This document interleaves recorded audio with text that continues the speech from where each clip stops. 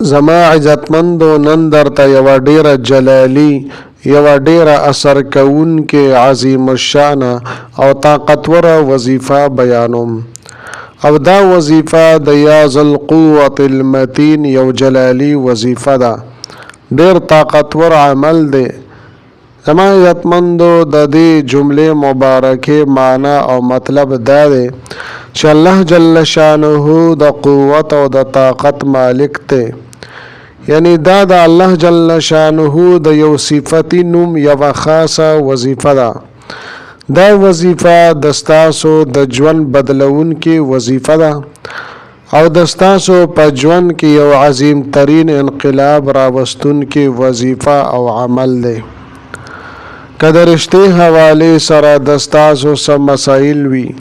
انشاءالله تعالی د دې وظیفې په برکت سره به الله جل شانه د ستاسو دغه مسله حل کړي.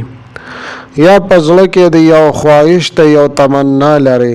نو الله جل شانه به مو دغه تمنا او دغه خواهش پوره کړي. زما عزتمندو دا نن چې کومه وظیفه تاسو ته بیانوم دا ډیره اسانه وظیفه ده. صرف او صرف اویا مرتبه دا جمله مبارکه ویل دي. ډیر لږ وخت په دې باندې لګي. دې وظیفې کولو سره به کریم رب د ستاسو ژوند بدل کړي او د ستاسو په ژوند کې به ډیر سکون او اطمینان راشي. زما عزتمندو هر یو کس دا غواړي چې ما ته د یو بهترین ملګری میلو شي، ځکه چې یوازې ژوند نه تیریږي او یوازې ژوند ګران وي. زما عزتمندو د دې په باره کې خلک په دوه قسمه باندې وي. یو قسم ها خلک وي، یعنی ها کس دی چې هغه منپسند ځای کې رشته غواړي،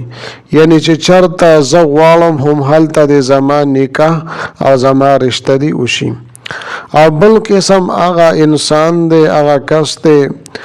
چې هغه دا وایي چې چرته هم وي، هر ځای کې چې وي خو چې زما رشته وشي. نو زما عزتمندو دا خبره یاد ساتئ چې چرته هم الله جل شانه غواړي هلته به هم د ستاسو رشته کیږي. نو اوس به د دې دپاره وظایف هم کې دعاګانې به م غواړئ چې چرته زه غواړم چې الله جل شانه ما ته هغه ځای کې رشته کولو اسباب برابر کړي او د هغه ځای مینه او محبت د ستاسو په زړونو کې پیدا شي. ځکه چې زما عزتمندو کله یو سړی د الله رب العزت نه دعا ونه غواړي، وظایف ونه کړي، نو که بیا واده او نکاح هم وشي نو په هغې کې د واده نه بس نفرتونه وي، د ښځې خاوند منځ کې جنګ جګړې وي او نورې مسلې را پیدا شي او هر قسمه رکاوټونه مخې ته راځي. نو پکار د زما عزتمندو چې مونږ یو ځای کې رشته کول غواړو یا نکاح کول غواړو،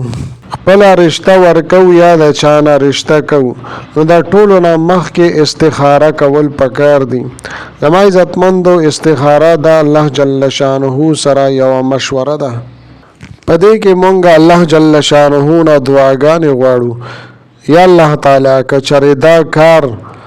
یا دا رشته زما په فایده کې وي او ما ته په دنیا او آخرت کې فایده راکوونکې وي، نو زما دا کار یا زما دا رشته وکړي.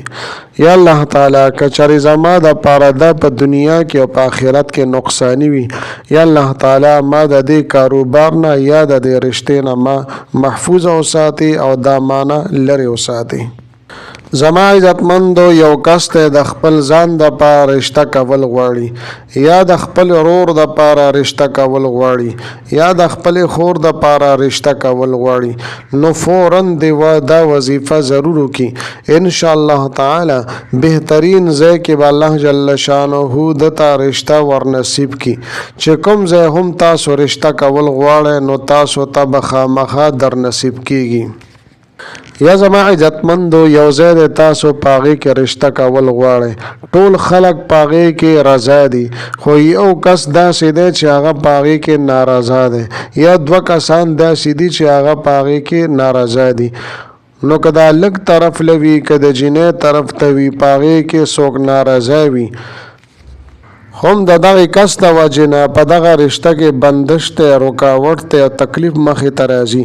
نو زما عزتمندو د دې د حل دپاره فوراً تاسو دا وظیفه بیا وکړئ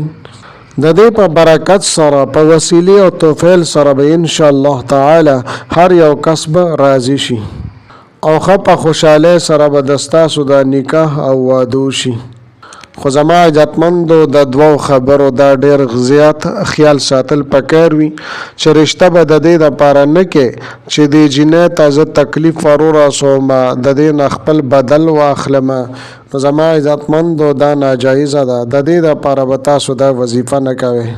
زما عزتمندو بعض علاقو کې د سورې د رواج هغه عام دی زمونږ په دې علاقو کې هم اوس الحمدلله د علم او د تعلیم په وجه باندې الله جل شانه په انسانانو کې شعور پیدا کو دا ختم شوه که چرته هم په یو علاقه کې د سورې والا معامله کېږي یعنی دوه کسان دوه طرف ته دوه ډلې دي هغه روغه کوي صلح کوي د هغوی منځ کې جنګ جګړه شوي وي او روغ او صلح کوي او دغه صلح کې څه کوي هغه سوره ورکوي جینۍ ورکوي په هغې کې نو زما عزتمندو د جینۍ نه به هغه تپوس کوي که چېرې هغه راضه وي نو نکاح کولی شي او که چېرې هغه ناراضه وي یا هلک ته هغه ناراضه دی نو دغه نکاح زما عزتمندو حرامه ده او دغه نکاح نه کېږي نو زما عزتمندو ظلم او زیاتې دا نه دي کول پکار بل دا زما عزتمندو چې مونږ د حرامو نه خپل ځان ساتو یو سړي په خېټه کې حرامه نوړی پرته وي د ده دعاګانې هم نه قبلیږي د ده وظایف هم هغه نه قبلیږي او په هغې کې اثرات نه وي زما عزتمندو دا وظیفه به تاسو کوئ خو 15 واړه وخته منځونو پابندي به تاسو لازمي کوئ انشاءالله تعالی د دې چې څومره اثرات دي او څومره برکات دي نو دا به تاسو ته په خپله باندې ښکاره شي زما عزتمندو وظیفه تاسو ته بیانوم خو د دې نه مخکې زما ویډیو لایک کوئ او ښکلې غونې لایک ورته ورکوئ دغه رنګې لاندې کمنټ کې تاسو سبحان الله لا اله الا الله الله اکبر تاسو ولیکئ او په ژبه باندې ورسره هم دغه تلفظ وکئ انشاءالله تعالی تاسو ته به ډېر زیات اجر عظیم الله جل شانه در نصیب کړي به هر حال زما عزتمندو اوس راځم وظیفې طرف ته زما عزتمندو د وظیفې ترتیب او طریقې کار دا دی چې دا وظیفه به تاسو د سحر مونځ نه پس کوئ او د ماښام مونځ نه پس به هم کوي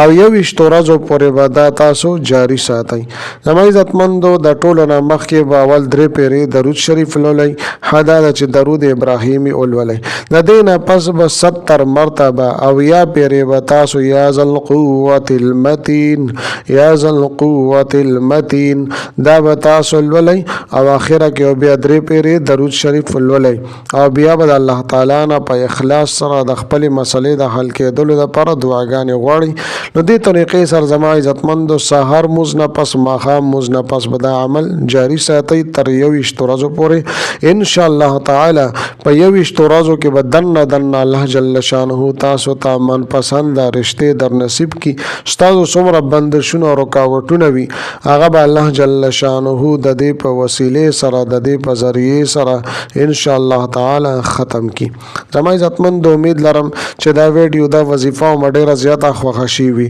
که ویډیو مو خوښه شوي وي ویډیو لایک کړئ چینل سبسکرایب کړئ ملاویږم به تاسو سره بله ویډیو کې بلې وظیفې سره تر هغه وخته پورې ماله اجازت راکوئ د لوی الله په امان